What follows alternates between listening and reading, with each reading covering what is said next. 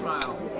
Because these were just some miscellaneous things. Yeah. Wow, look at this. You got a video going, you got a camera.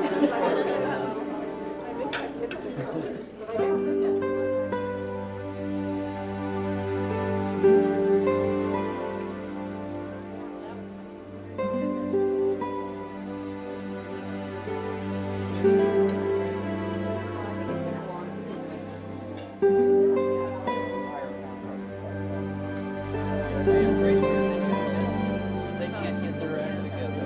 One third down, one third down.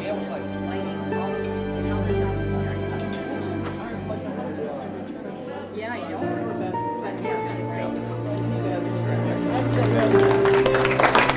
Just keep right on eating. I'm just going to be strolling around a little bit. Some of these tunes you'll recognize, some of you younger people won't. But anyway, some of these I hope are Betty's favorites. That's cool.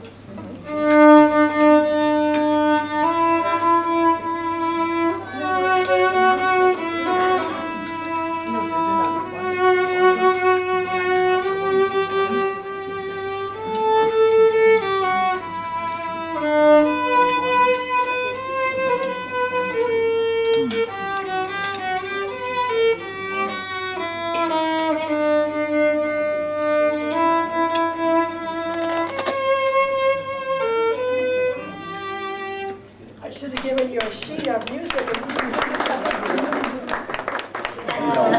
Anyway, I thought, well, I was going back because, see, I go back to Betty before she got married. When she was introduced to our family of 4 boys at home and a dog and my mother and dad. And I think she came up to Chicago one time. And she and Art had voluminous love notes going back and forth, which my father and I read. I mean, in this perfectly little, wonderful handwriting and just on and on. But very clean, you know, remember, we're dealing with the 40s, it's 1946. She met him, you tell me, some of you may know, may not know. He was stationed in Anniston, Alabama, in the Army, training soldiers going over for the Battle of the Bulge, basically. And Betty was a volunteer from the, I guess, the church, and they buzzed her in. And we had a name from the Army, which I won't use here. But anyway, she was in from the church, and so, and Art, my brother, said to her, which I thought of before, you and Emery, you know, where can I get a good time here? And she said, and then he quickly added, church. I think he saw a momentary glaze in her eye. You know, remember, Betty was 20 at that point, maybe, and turned 21 when she got married. So, and again, you have to go back to this time when people were very proper and very, very innocent, and Christians didn't dance, smoke, drink, bowl, you know, all those things that they do now, and that's another story. Anyway, so that's how they met, and as I say, the love letters flowed, and then they were married in June of '47 in Atlanta, and we went down there. Now, the whole family went down. I don't know how Art got down there, but their wedding was so big, so many bridesmaids and so many groomsmen, that it was filmed in CinemaScope. I can't believe it. And Betty had choreographed the whole thing. She had the junior choir, the senior choir, whatever. I think you just sang. I don't know. Did you do accordion? No. But Betty would always do accordion for you. She directed it all. I today. directed the choirs for went down the Yeah, she aisle. directed the choir. It's hard to do that. Anyway, it was really a wonderful time down in Atlanta. And the point is, our family, and my father was kind of a grouchy type, you know, anyway. He took to Betty like, I mean, she just bonded with us, and she accepted us in our own craziness. And we had this wedding, and her father, Louis, who was what, I mean, if you want to know where probably Betty got this rock-solid Christian belief and kindness, it was from her father, who, as she said, was in the 3rd grade, and I think he delivered eggs. Or something. Didn't he deliver eggs? Wasn't he? Oh, yes, Yeah. yes. And during the you know, Depression. he never made captain of industry. But as a human being, you would say he was really right up there. A wonderful guy. Well, so they treated us, the out-of-towners, to a cabin up in the woods. And of course, before we could move in, they had to kill a snake, they said, that was in the ceiling or something. And then Art and Betty had their honeymoon like maybe 100 feet down. Well, the next morning, and I've had to live with this for 50 years. I'm the 12-year-old. Again, it's the 40s, we're innocent. I'm down there at the cabin outside the door saying, what are you guys doing in there? So then we came back and Betty came with us. Now this is a Chevrolet Club Coupe. Not a two-door sedan, a Club Coupe. They call them businessman coupe type thing, you know. Had a real small back seat and in front. Here is what was in the car. My father, mother, my 3-year-old younger brother, Betty, Art, Dave, Bob, me, and a big dog. Now, you know, we could have stopped and performed at a circus with that. And did she complain? No. So, I mean, it was our first real experience in togetherness. So anyway, then she and Art went back to school and down to Rolla. And he had to finish school, which was interrupted by the Army. And Betty got a job selling ads in the newspaper. She later moved to radio. You can see how she advanced. And newspaper. And then she worked for Rhythm Step Shoes. And I asked her if that's still in business, but it's probably Walmart in China right now. You know. Anyway, she worked for them, and I don't know, she made $35 a week or something. And so she was putting Art through school. Well, after school, then he got a job with General Electric. And they moved to Schenectady. And so they went up to Schenectady. We visited them one time, and they had this wonderful place on the river, which was kind of like a rustic place. But they mentioned Art mentioned something about Steinmetz. Some of you guys may know of the name Steinmetz, the scientist that worked for General Electric in the 20s or so. And we were kind of awed with that. So anyway, that was and they went to Lake George, and it was a wonderful area up there at Schenectady. And then he went to Kansas City. This is where Emery and his wife come in, of course, and they were in the same church. And so I was thinking about that. I said, you know, Emery, you ought to be thankful that Art was transferred to Kansas City and sold turbines to Kansas Power, because you've been getting the lights there all this time. So see, the legacy goes on. Anyway, then in Kansas City, an unfortunate event happened which scared the dickens out of her, the tornado where they went in the shelter of the church, and they were okay, but houses, like one house is blown away and the other house is fine. And Betty said, that's enough of tornado country, we're going to Chicago. So they went to Chicago. And that's where we were able to spend more time with them, because my father had this farm, and Art and Betty and the kids had the acreage over here, and then Dave and Helen and the kids over here. So it was kind of the Kennedy compound, small, and the star of it was my father cutting the grass with a huge swath mower. And if you go back there today, you'll be amazed. Talk about survival of the fittest. You cannot see Dave's house and Helen's house for the Scotch pine trees that were planted. 5,000 from the state. And he went out and planted each one, and, you know, said a blessing, I suppose, on each one. Anyway, and despite being mowed down, they've grown, and you cannot see the house. Anyway, I don't have a lot to say. You know, that kind of brings you up to date. But I guess the only thing I wanted to then come back and say is that Betty has been an anchor in our family, truly an anchor, and one that's interesting. It's not that she's not without a point of view, but it's done with kindness, and it's supportive. We've all had our moments, and she's always supported us and hasn't said, you know, get out of my life. And so I wanted to come today to salute you for that, because that's a Christian, you know, that will accept and forgive and go on and by example continue to lead people. So thank you, Betty. Thank you very much. The owner of the station said, how would you like to do a program for women?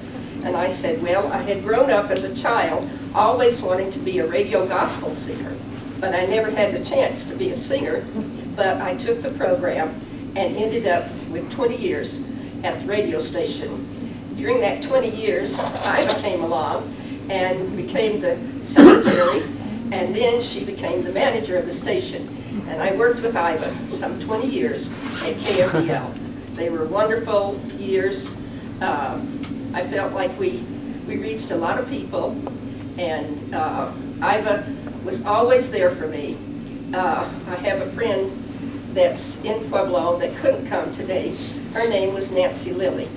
Nancy's still living, but she has very bad bones, and so she just keeps breaking up. And so while Nancy was down for 6 months, flat of her back, she would read the books, because when you're 15 minutes or half hour every day on the radio, you have to have something to say. I remember I got it on Christmas Day, and I learned how to ride a bike by just getting on and falling off. And of course, it was in Atlanta, and we had nice days like this, even at Christmas, and I went out and learned how to ride this little bicycle. It didn't matter to me that it was used. I was just happy to have a bike. And so that's how I live my life. I still live this way. I love to thrift shop.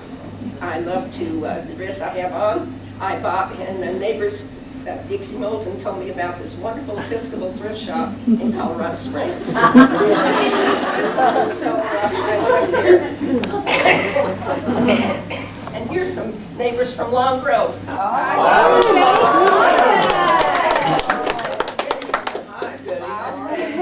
The mayor of Long Grove, everyone.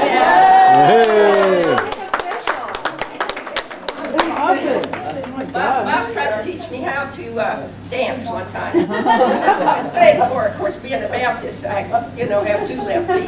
But I had sang for a couple's 50th wedding anniversary, and they were a German couple, and so we went out and had a dance afterwards. And so Bob was a wonderful dancer, so he said, come on, man, I'll show you how to dance. So he said, now we're going to hop twice on this foot, we're going to hop twice on that foot. And so he said, now we're going to move. Well, I was all over this floor. I was so proud of myself. And all of a sudden, I caught my high heel in this old man's cuff. And I looked for me, and I was sailing across the floor. I was pastor of the church. I was also the choir director in Long Grove. When I got to church that morning, he said, that'll teach you, old Baptist, you can dance.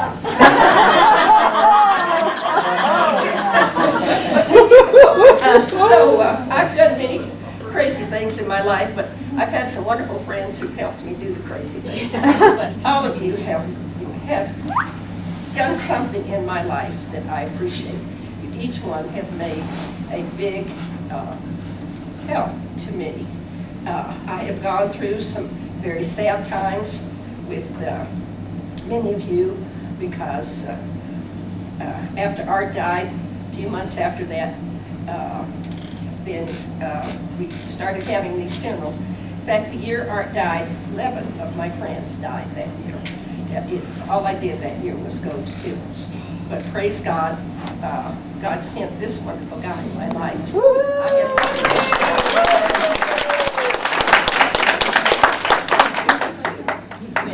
Art and I moved to Kansas City, and we went to this church.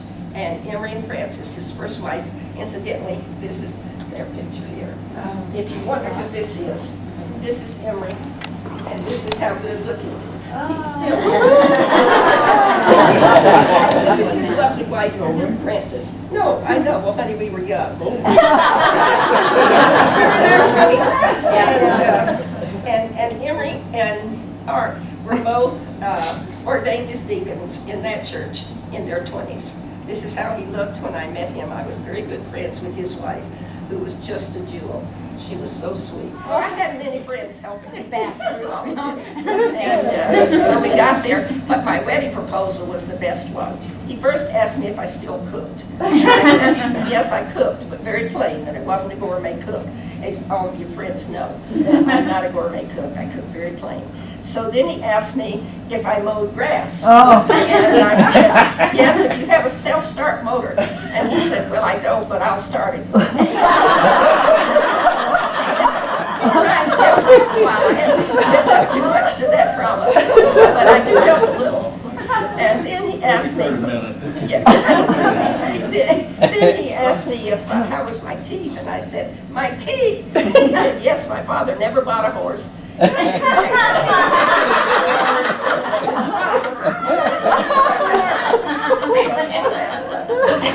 I said, well, I had a good dental hygienist and a good dentist. I thought my teeth were okay.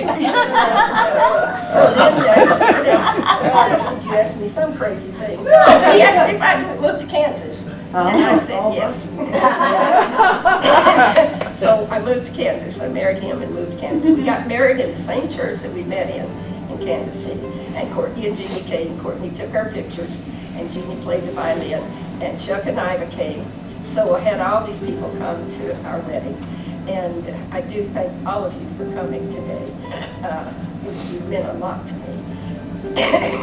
I'm sorry I got this crazy thing, but I got through it anyway. Anyhow, I know you have come from long distances, and I appreciate each one. We have just everyone here has meant a great deal.